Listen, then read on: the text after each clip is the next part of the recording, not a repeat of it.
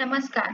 आजच्या व्हिडिओमध्ये मी तुम्हाला महाशिवरात्रीला महादेवाची पूजा घरच्या घरी अगदी सोप्या पद्धतीने कशी करायची हे सांगणार आहे. तसेच आजकालच्या धकाधकीच्या जीवनामध्ये नोकरदार वर्गांना एवढी सगळी मोठी पूजा मांडायला वेळ नसतो. तर त्यांनी सुद्धा अगदी सोप्या पद्धतीने या दिवशी पूजा कशी करायची याबद्दलची संपूर्ण माहिती सांगणार आहे. आणि तुम्ही जर मंदिरात जाऊन पूजा करणार असाल तर सोबत काय काय घेऊन जायचं आहे तर याबद्दलची सुद्धा संपूर्ण माहिती सांगणार आहे. पण त्याआधी तुम्ही चॅनलवरती नवीन असाल तर चॅनलला लाईक करा आणि सबस्क्राईब देखील करा. कमेंटमध्ये श्री स्वामी समर्थ किंवा हर हर महादेव किंवा ओम नमः शिवाय लिहायला विसरू नका. माघ कृष्ण चतुर्दशी ही तिथी महाशिवरात्री म्हणून ओळखली जाते. देवांचे देव आणि तिन्ही लोकांचे स्वामी महादेवांचा हा सर्वात मोठा उत्सव असतो. महाशिवरात्रीच्या दिवशी जी व्यक्ती व्रत पालन करते आणि भगवान शिव आणि माता पार्वतीची पूजा करते, भगवान शिव त्यांच्या सर्व मनोकामना पूर्ण करतात. महाशिवरात्रीच्या दिवशी उपवास आणि पूजा केल्याने जीवनात अपार सुख आणि समृद्धी प्राप्त होते. जे लोक महाशिवरात्रीच्या दिवशी विधिवत महादेवाची पूजा करतात, त्यांच्या आयुष्यातील सर्व विघ्न दूर होतात आणि त्या भक्तांच्या सर्व मनोकामना पूर्ण होतात. या दिवशी सकाळी लवकर उठून स्वच्छ स्नान करायचं आहे. स्नान करताना तुम्ही अंघोळीच्या पाण्यामध्ये थोडंसं गंगाजल टाकू शकता. त्यानंतर स्वच्छ वस्त्र परिधान करायचे आहे. शक्यतो तुम्ही या दिवशी पांढऱ्या रंगाचं वस्त्र परिधान करा.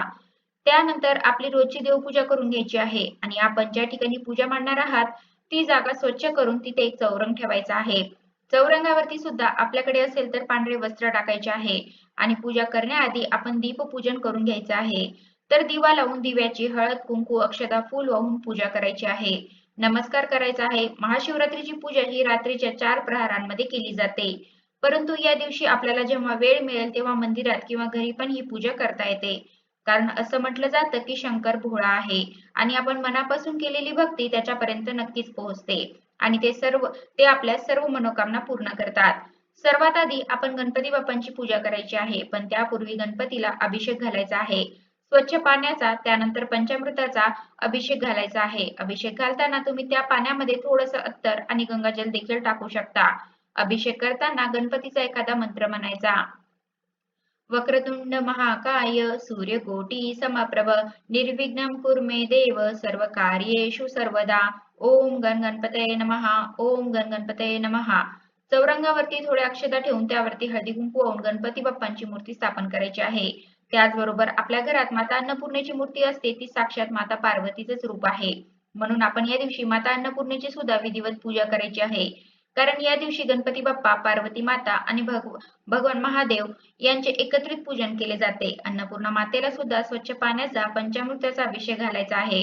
ओम अन्नपूर्णाय देवे नमः. ओम अन्नपूर्णा देवे नमः.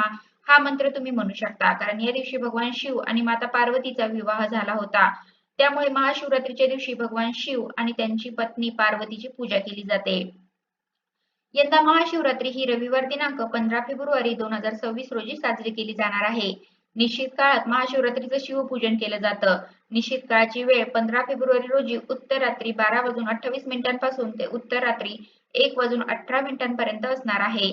निश्चित काळात शिवपूजन करणं चांगलं मानलं जातं किंवा शिवरात्रीला रात्रीचे जे 4 प्रहर सांगितलेले असतात त्या 4 प्रहरांमध्ये जागरण करून शिवपिंडीचे पूजन केले जाते. दरवर्षी महाशिवरात्रीच्या 4ही प्रहरांची वेळ वेगवेगळी असते, तर ही 4 प्रहरांची वेळ मी तुम्हाला सांगणार आहे. तर व्हिडिओ संपूर्ण पहा. गणपती बाप्पांना आणि अन्नपूर्णा मातेला अभिषेक केल्यानंतर गणपती बाप्पाची विधिवत पूजा करायची आहे. गणपतीला चंदन, हळदी कुंकू लावायचं आहे, अक्षता वाहायच्या आहेत, लाल फूल वाहायचं आहे, दुर्वा वाहायच्या आहेत. त्याबरोबरच गणपतीला गुळ खोबऱ्याचा नैवेद्य दाखवायचा आहे. आणि सगळ्यात आधी गणपती बाप्पांची पूजा झाल्यानंतर मग आपल्याला माता पार्वतीची मातेची म्हणजेच अन्नपूर्णा मातेची पूजा करायची आहे. अन्नपूर्णा मातेला हळदी कुंकू लावायचं आहे, अक्षता वाहायच्या आहेत, लाल गुलाबाचं फूल वाहायचं आहे आणि त्यानंतर सर्व शृंगाराचं साहित्य अन्नपूर्णा मातेला अर्पण करायचं आहे. यामध्ये बांगड्या, आरसा, टिकली, हळदी कुंकू असं सर्व साहित्य असतं, ते आपण अर्पण करायचं आहे. कारण या दिवशी भगवान शिवाचा माता पार्वतीशी विवाह झाला होता. त्यामुळे माता पार्वतीला सौभाग्य अलंकार अर्पण केलं जातं आणि त्यानंतर या दिवसाची मुख्य देवता म्हणजे महादेव यांची आपण विधिवत पूजा करायची आहे.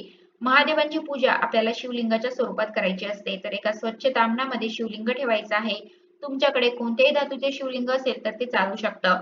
तर ते एका ताम्हणामध्ये ठेवून सर्वात आधी आपल्याला शिवलिंगावरती स्वच्छ पाण्याचा अभिषेक करायचा आहे. अभिषेक करायच्या पाण्यात पण तुम्हाला थोडंसं गंगाजल मिसळायचं आहे, कारण शिवपूजेत गंगाजल हे फार महत्त्वाचं असतं.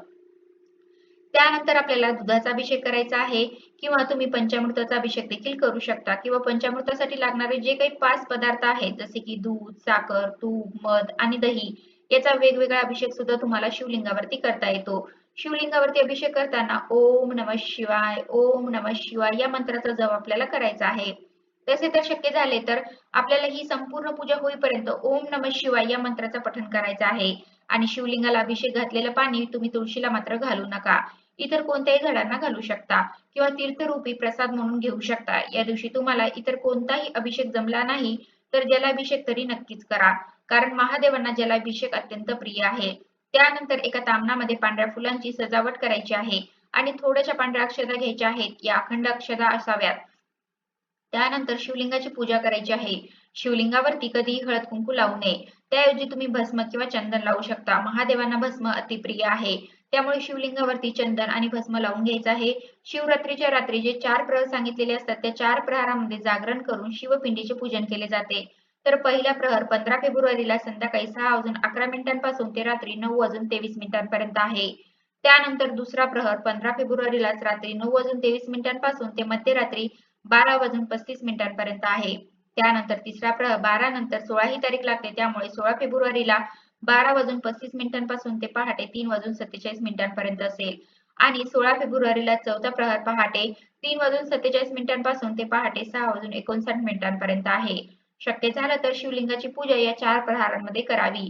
नसेल जमत तर निश्चित काळात पूजा केली तरीही चालेल आणि तेही जमत नसेल तर महाशिवरात्रीच्या दिवशी दिवसभरामध्ये कधीही केली तरीही चालेल. शिवलिंग पांढऱ्या अक्षतावरती स्थापन करायचं आहे. पुन्हा एकदा शिवलिंगावरती भस्म लावायचं आहे. कापसाचे पांढरे वस्त्र शिवलिंगावरती अर्पण करायचे आहे. त्याचबरोबर पांढरी फुले, धोत्राचे फूल हे महादेवाला अतिप्रिय आहे. तुम्हाला या दिवशी धोत्राचे फूल, धोत्राचे फळ मिळाले तर ते नक्की शिवलिंगावरती अर्पण करा.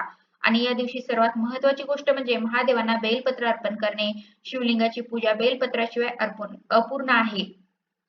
त्यामुळे एक बेलपत्र का होईना आपण या दिवशी शिवलिंगावरती अर्पण करायचं आहे.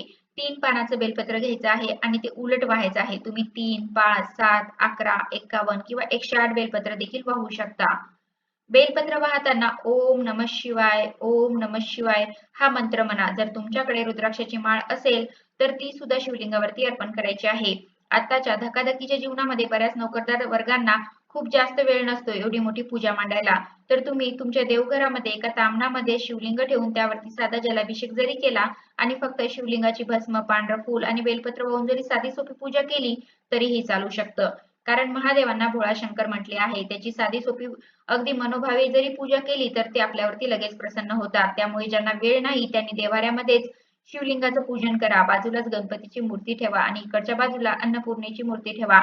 तरी सुद्धा ही पूजा सफल होते. पूजा झाल्यावरती आपल्याला नैवेद्य दाखवायचा आहे. या नैवेद्यामध्ये तुम्ही फळे ठेवायची आहेत. त्याबरोबरच खडी साखरेचा पण नैवेद्य ठेवू शकता. तर या दिवशी आपण सर्वजण उपवास करतो.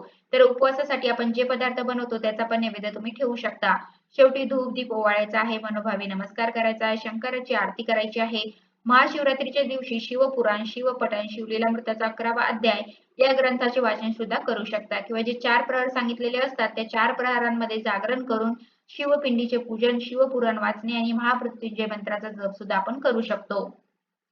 पण जे लोक मंदिरात जाऊन पूजा करणार आहेत तर त्यांनी सोबत जाताना स्वच्छ पाणी, त्यानंतर तुम्ही ज्याचा अभिषेक करणार आहात ते म्हणजे पंचामृत दूध पण नेऊ शकता किंवा पंचामृतामध्ये जे जे पदार्थ आपण वापरतो त्या एक एक पदार्थाचा पण अभिषेक करू शकता. त्याचबरोबर पांढरी फुलं, धोत्र्याचं फळ, धोत्र्याचं फूल, खडीसाखर, एखादं फळ आणि बेलपत्र आणि अखंड अक्षता एवढं साहित्य घेऊन जायचं आहे.